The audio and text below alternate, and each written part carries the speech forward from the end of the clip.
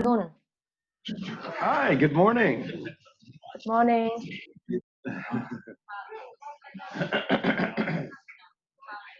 Can you check that you see the chat, that I can send you a message? I'm sorry, Leslie, you would like to? No, I was talking to you. There is an option chat. Do you, at the bottom part of your screen? Yes, we have the chat feature Yeah, as well as I would like to be able to send direct messages to you. So, do you see where it is? Oh yeah. Yeah, did you see Sorry. my message? Yep. Okay, good. Yeah, so then we Okay. can contact each other if needed during the presentation. Okay, sounds good.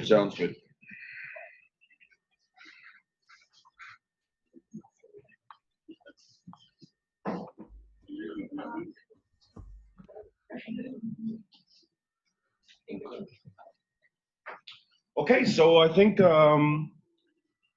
we've got a total of about 8 participants joining us virtually this morning. So welcome back to the 7th annual conference on peace and conflict resolution. We had a great session yesterday during the afternoon. I just wanted to personally thank our presenters yesterday, Dr. Dimitri, Dr. Manu Somakia, Dr. O'Bannon, and our student presenters. And I'd like to welcome back our students here who are joining us face to face. Hi, and our colleagues, obviously. And I'd like to thank, again, just to reiterate, our organizers for this conference. Vladimir, thank you very much, and Dr. Mirko Tasic and Dr. Kenneth Houston for organizing and scheduling this conference. Again, my name is Stephen Barry, and I'm currently acting as the Director for Academic Affairs at Webster University, Thailand. We are very honored to be able to co-host this conference, and thank you for those of you who are joining us this morning. So just to go over the agenda very briefly so that we can move on, we're going to hear from several of our own professors here at Webster University. Coming up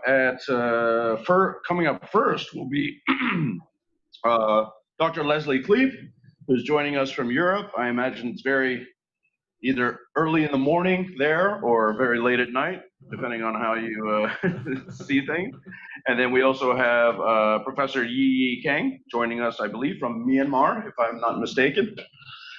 Next, we'll hear from Professor Jonathan Blaine, who's a member of our Business and Technology department here at Webster University, Thailand. And he will be talking about the Business and Human Rights Project turns 10.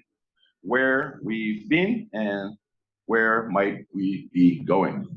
Following Professor Blaine will be Dr. Amanita, our university counselor, and he will be speaking on increasing intercultural collaboration on college campuses to improve intergroup relations. Following Dr. Amanita will be Jigme, one of our students, along with Mirko Tasic. And they will be talking and speaking about cyber warfare in desperate need of a doctrine. Then we'll follow that with a panel discussion, Q&A, followed by a presentation from Dr. John Vaughn on trauma recovery, healing, and peace building with the Alternatives to Violence project. Then we will hear from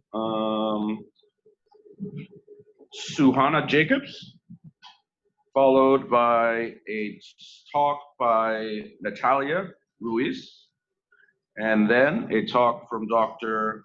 Leja Music, and so forth. So and then we'll have a couple other sessions there, followed by a Q&A at the end. So again, I'd like to welcome you all back. I will turn it over to Dr. Leslie Klebe and his colleague so that they may begin this portion of the conference. Again, thank you so much for those of you in attendance. Okay. Leslie, I will turn it over to you. Okay, thank you very much, Dr. Barry. It's a pleasure to be here with all of you, even if it is virtually. Most topics on this conference are about specific issues of war and peace. I would like to discuss a very general problem from what is it in human societies that gives rise to war and peace. So complexity theory, system theory gives a possible answer. So I would like to show you what the answer would be within system theory.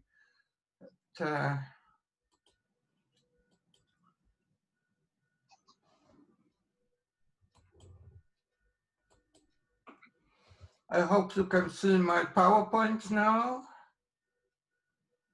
Yes?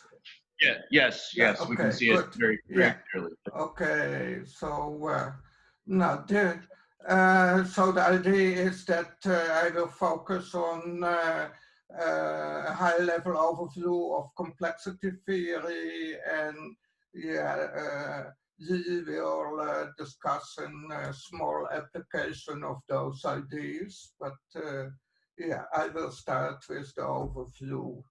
Now, what's complexity theory? Is a way to describe systems with interacting parts. Those parts are usually called agents. Those systems interact with other systems and with the environment. We are far from equilibrium. That means that we are hungry and we fight about resources if you look at it from the outside. If there is no interaction, then the system is dead. And in practice, it's very difficult to predict the behavior from a system from the agents.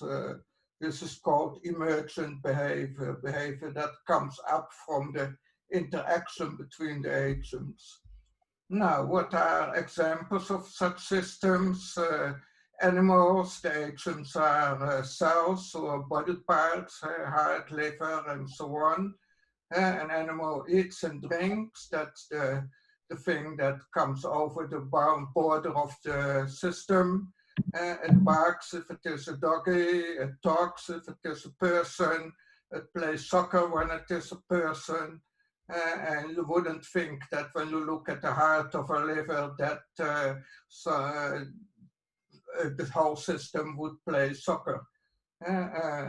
Another example, a family, father, mother, and kids. The family is doing very different things from the kids or the father, mother separately. A country, the agents are the provinces, but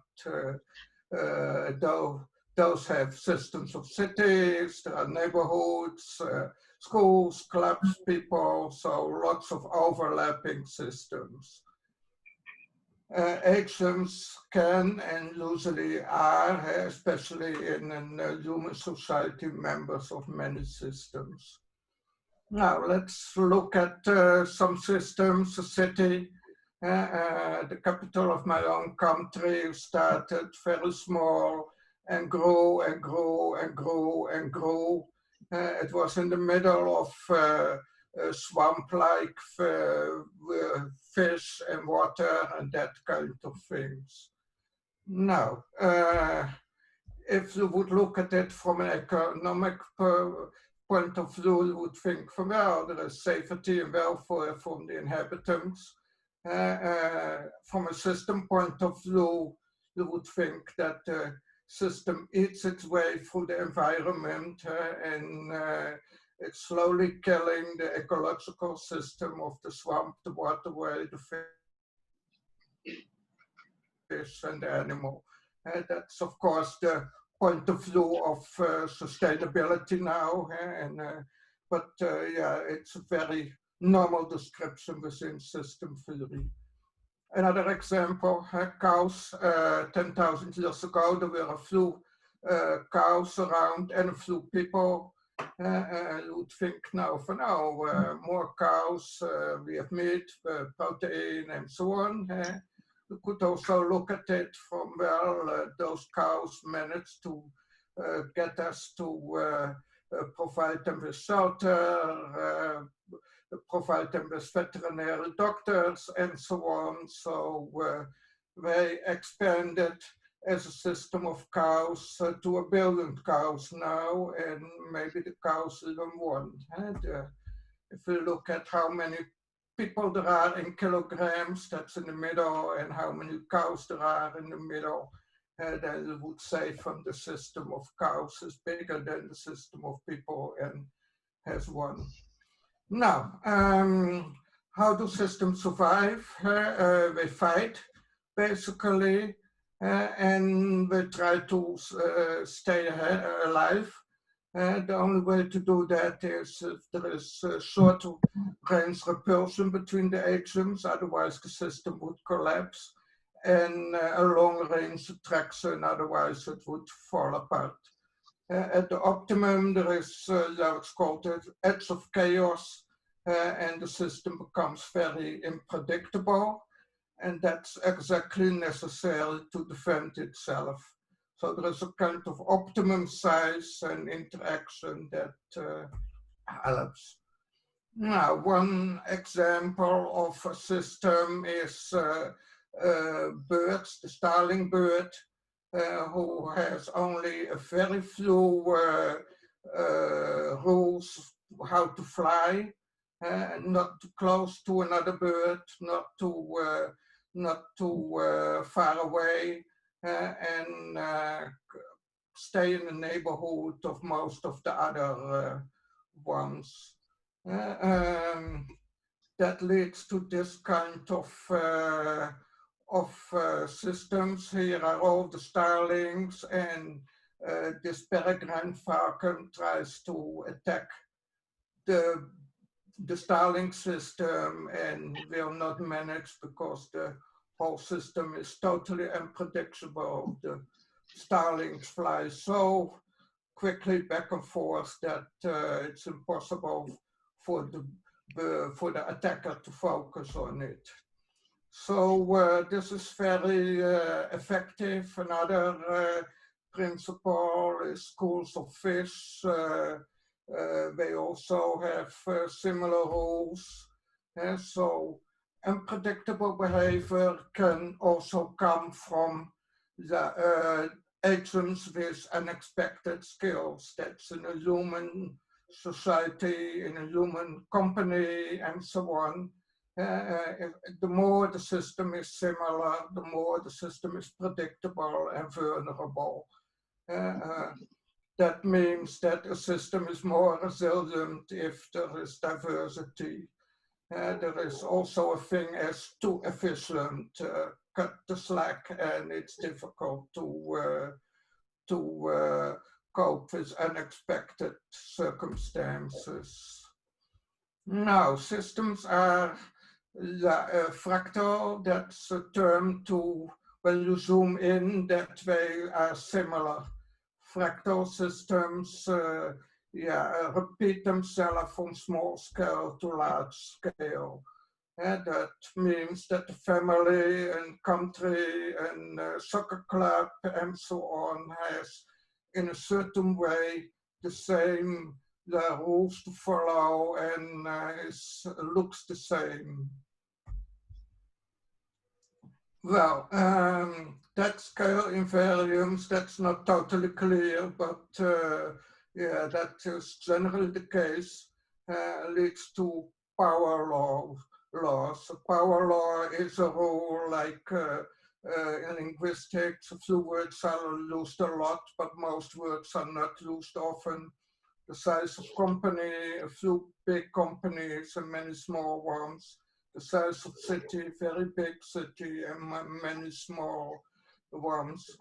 That's all a consequence of having so many overlapping complex adaptive systems. Now, in this whole thing, conflicts are unavoidable between the systems. If there are many small systems, then the conflicts are not so big, and that's still called peace. If there are a few large systems, then usually there will not be a lot of large conflicts, but if there are, it's war. The power law is actually visible. The number of deaths in conflicts follows a power law. There are sometimes a few very bad wars with a lot of fatalities, and most of the time there are only a few fatalities, but happening much more often. There are people who believe that the intensity of conflicts is decreasing. There is discussion about that. Now, body mass. How can birds know how to fly? You can do that as an utility function. That function is the variables are the distance, the closeness, and the direction, and the birds maximize their utility. That will look like a mountain landscape, and that means that there is one peak, the highest, the global maximum, where the system wants to be, what is fantastic. There might be local peaks where things are a little less good, but still good. And generally, a fitness landscape looks like this. You are somewhere at a valley and you want to go to the top, and you have to go through the valleys and pass difficulties, go over mountains in order to get to the highest mountain. That if you put this upside down and say from, well, the valley is the best part and the mountain is the highest, the most difficult part, then you have to have mountains in the way, and those mountains block things. In evolution, we call that punctuated equilibrium. If a mountain suddenly disappears, then things change a lot. Another example of sudden change where the mountain literally disappears is the story of Mr. Fool, who wants to go to the next city. There is a mountain, so he takes a spoon and starts to scrape, and sooner or later the city will be accessible for Mr. Fool to sell chicken and make everybody happy. Or the city suddenly gets less defenses because now there is a path and there is an army waiting behind Mr. Fool, and when the last spoonful is scraped off, the city will be attacked. And so it's very difficult to predict what is happening if suddenly a fitness landscape changes and things happening. So the same you can see in the sardines, shows of sardines. When there are suddenly many attackers, then the fitness landscape changes and they have a problem. So two ways to have war, basically. One way is to think it out ahead of time and plan it and do it well. The other thing is that suddenly a barrier gets removed and yeah, there is an opportunistic system and you want to use that. In both cases, the system needs preparation. So in a human system, you figured out how preparations work for the case of a company that wants to export. So I'm now giving Julie the possibility to discuss her work. Go ahead, thanks. Thank you, Professor. I'll share and you can share and yeah. Yep.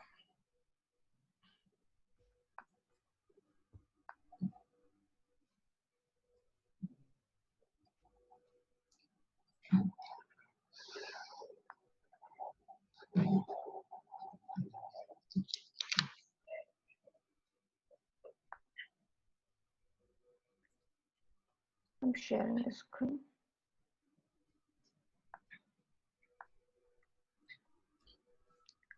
I'm not sure whether you see my share screen. Yes, we see. Yes, thank you. Ladies and gentlemen, good morning from Yangon. Let me continue these presentations with the works we have done. This is the outline. Firstly, a certain opportunity to export. This is much more about the story that why we did this research. As already known, in developing country, SME are the main contributor of the country economy due to the parts they play in the manufacturing sector and the job creations. After the military rule ended in 2011, Myanmar was in the transaction stage of implementing new economy policy and regulations that encourage. You still muted? Oh yeah. Can you please put full screen? We cannot see the slide. Just we see the slides, but they're too small. So is there an option to put the full screen? Yeah, I already put the full screen.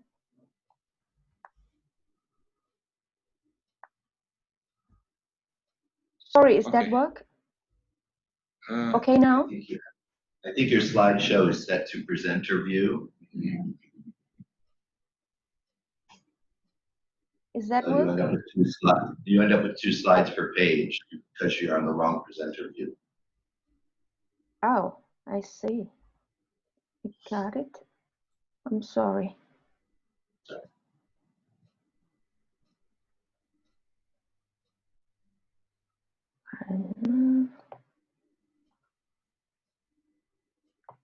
Oh, I'm sorry, everybody.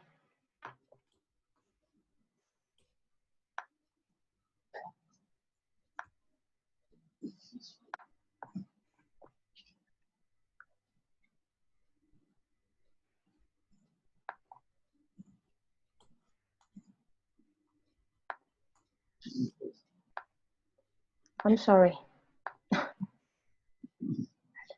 Oh, you can go like that. It's okay. Just scroll down when you change the slide.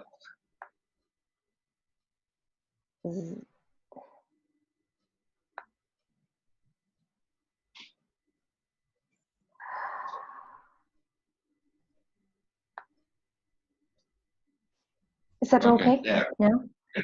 Yeah, I'm sorry. I'm sorry. These are my problems. Let me continue my presentations. Yeah. Before that, ASEAN Economic Community, AEC, was declared on 7 October 2003 with the primary objective of transforming ASEAN into a single giant market and production base. Goal is regional economy integrations by 2020.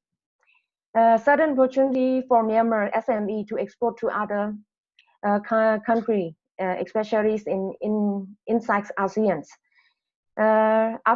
Based on that, the Myanmar government started to promote exporting possibility. Many discussions were on TV, newspaper, weekly journals to encourage Myanmar SME. This sets their expectations for doing the exporting. Let's see, Myanmar enterprise became aware of this opportunity and were very enthusiastic about it. They thought the ASEANs will open up more opportunity for them in the future. Yeah, exporting was seen as a possibility to expand Myanmar manufacturing sector, manufacturing businesses. However, Myanmar SME still have considerable weaknesses in capacity to compete within the regions and the international markets. So they need to start preparing for the upcoming opportunities. Based on that, a model was developed to see what factors were necessary to have sufficient preparedness and readiness. As you can see in the figure, the expectations, based on the expectations, what factor will influence them to do the preparedness and readiness up to the exporting, up to the goal that they want. Followingly, based on this research, the findings are, we found out organization factor has strong impact on the preparedness. For example, commitment and knowledgeable staff, good financial resources, and capacity bring them towards exporting. Secondly, motivational factor. This has significant impact on the preparedness. For instance, if they see the advantages, if they know the strengths, if they got the support, they will do it for sure with the high motivations to get their goal, to get to their desired goal. In this point, what we found out third party opinions, peer groups also play a significant impact on the decision maker. So motivation is a key strength, directions, and resolutions for someone to do something. However, the product considerations and the target market considerations don't play the significant role here for them to do something, leading them to do something. Yeah, following this research have been carried out by the quantitative method with a survey, mainly focused on the Myanmar SME in the sector of manufacturer, refining raw products, and farm produce. Targeted populations were the owner and senior management, top management. They are identified from the top 100 SME listed by the Ministry of Industry, our government. Data corrections has been done in March 2017. Qualified sample was 65 out of 162. All the data has been running by the SPSS statistics software. Let's see, based on the findings, we drawn out some conclusions. They are knowledge and commitment of the staff of the organizations are the key for them to do something, for them to do exporting. It is necessary for the firm, for the organizations to invest in staff development at all levels that we found out. Thus, expectations are influenced on both organizational development and motivations of the decision maker. Preparedness strongly influence the readiness of the firm, with the readiness of the organizations. They strive to export more success. In Myanmar, exporting is increasing than before a lot. Dear all, thank you very much for your attention. This is the end of my slides, my presentation. Thank you. Have a good day. Thank you. Thank you.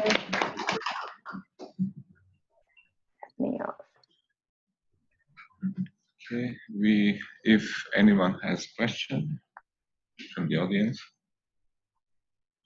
Well, I have a question for Dr. Wesley, if he's still there. Thank you very much. Can you hear me again? Yes, I have a question.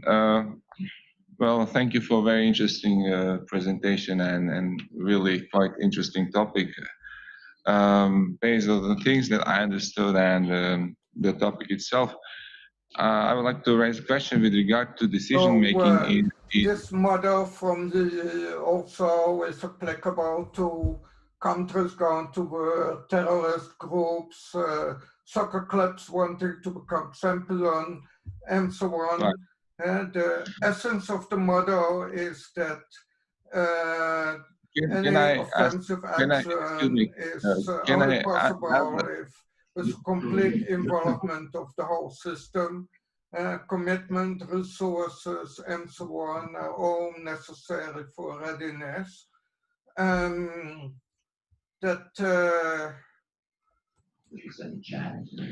Well, it's a complicated question. So let me try to make some conclusions out of what we have heard. The basis of violent conflicts is that human societies are formed of many overlapping systems that have many different interests. So that's not with bees, so bees don't kill each other. Hierarchical structure with leaders who want to lead might have an other interest than the people at the bottom, the other people in who are not high up in the hierarchy. People influence each other and have a willingness to harm each other, and that's enough to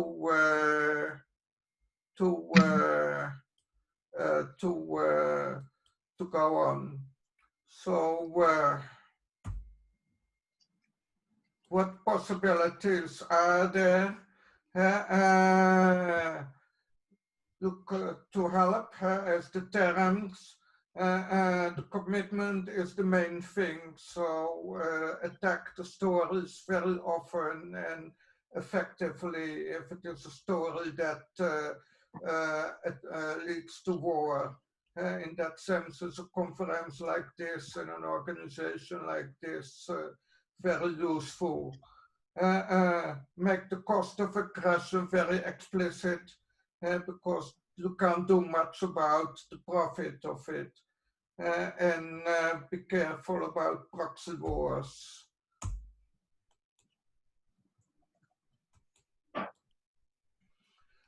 Another conclusion, attacks can come very unexpectedly or slow. There are limits to what is the conventional analysis. To see full preparation can be scary. Defensive preparation can turn into active preparation. Proxy wars are useful for a big system, so that's a very bad situation. And often there is more incentive for the leader to go to war than for the people on the bottom. Other conclusions, defenses need diversity, monocultures are very vulnerable. There are those power laws, so it's unclear what you really can do about flames that that suddenly come up. The whole system is very chaotic, even in a mathematical sense. It's very difficult to predict things, and being versatile is better than trying to prepare for one particular scenario. So that's the end of my talk. Thank you.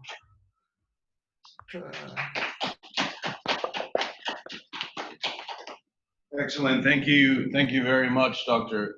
Leslie. We've got about 5 minutes left before the next session. And I believe one of our guests has a follow-up question for you, Dr. Leslie. So Dr. Tessick, please. Okay. I have a question with regard to the system that you presented as an analogy to our system that can be applied also to war crisis. However, I'm very curious. Questions at the moment. Otherwise, Dr. Berry. Dr. Leslie, can you hear us? Okay. I don't see any questions at the moment. I also don't hear it. So So I have a line of questions. I cannot just. Comments? I mean, if I type it, the top, I can tell you my question, but Dr. Leslie, can you hear us? it's okay. Never But, mind. If not, we can pass. Jonathan. No, I'm just for curiosity and for the audience, but the topic is somehow lost the sound. I cannot hear anything anymore. How about some of our other guests? Can some of our other participants hear us? Yes, we can. Okay. Dr. Leslie, we seem to be undergoing some technical difficulties. Yeah. I'm not sure if you can hear us or not. Yeah, I can now. Yeah, I fixed it. Yes. Okay. Excellent. All right. I'll turn it back over to Dr. Tasic. Thank you. Okay, thank you again for a very interesting presentation. I have a question as far as I could understood, and the analogy of the system that was related to the birds, and that can be applied to the war crisis, and basically how we act within. Along decision-making line, can we adopt and how our human system along that line, or the system itself that is based on collective intuitive decision versus our individual and rational? And with regard to that, how can we understand when at which point the spoon appears that shift the system toward another direction in the case of birds? That means, is there a bird that makes decision or rationally and shift the flight and cause the shift of the flight of other birds, or it appears simultaneously at the collective level, at the level also of intuition, which is far beyond the way that we act within our systems, which are based on individual decision making and on rational choice. So how can we merge those two systems that are quite different or adapt ours to be more efficient in analogy to animals? Okay. The first, yeah, with the birds, it's the case that there is no leader bird at all. Every bird contributes the same to the whole flock of birds. The only rules are that they keep a certain distance. So if there is an attack from a certain outside attacker, another bird, some birds will fly away from that attacker, that influences the other birds, that's the other birds, and so on. And the idea of system theory is that we are much less rational than unfortunately you would think. We are still animals that try to get the highest utility for. We look around in our environment from what we can do, what are our possibilities, and so on. And we make individual choices, and those choices are maybe rational at our level, but lead to emergent behavior at higher levels. So one individual can think about a certain political choice, or going to war, or wanting to have peace, but that doesn't say much about how the total system will evolve. That's the way, let's say, complexity theory looks at it. And I'm not sure how you could prove that empirically. There has been empirical studies about this at the business level. It's an accepted theory within business, how companies operate and so, and it is a description of what happens. To believe in rationality, I think, should be figured out in an empirical way. What is the limit of that, and up to what degree it's possible. I agree that this is a disappointing talk. I mean, in the sense that, the message is not so very much to do about, conflicts, and basically there are always conflicts, but luckily most conflicts are not deadly, and only if sometimes totally gets out of hand. It was not really an optimistic story. I fully see what your problem is. Is this more or less an answer on what about what you are saying? Yes, thank you. Just I was curious about your opinion on this collective and intuitive versus individual and rational that we assume or believe that we adopt in our model behavior.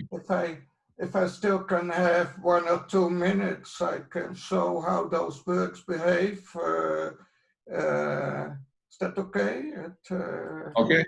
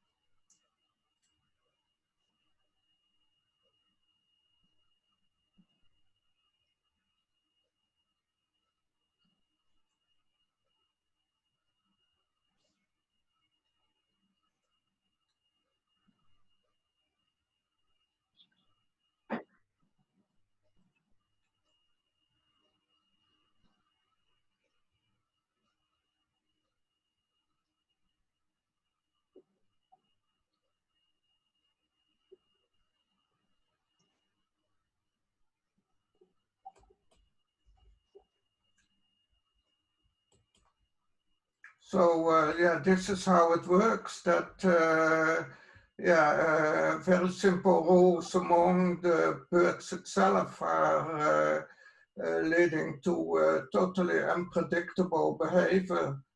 And the birds react only to their neighbors. There is no leader, but still, the whole cloud looks like it has its own intention and its own.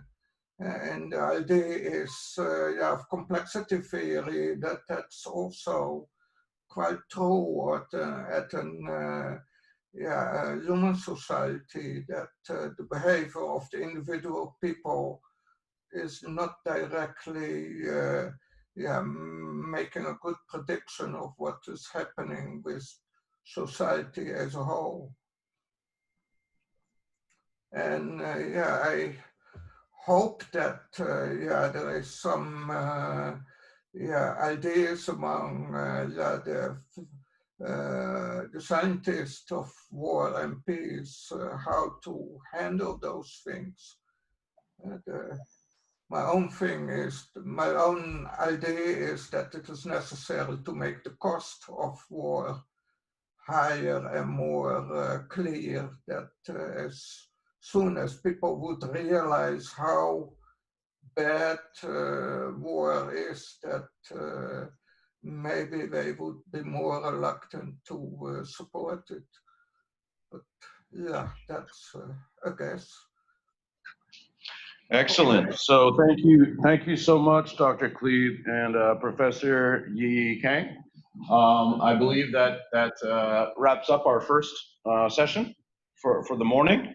We're a little bit past the time here, so let's move on. But again, Dr. Cleve, Professor Yi, thank you very much.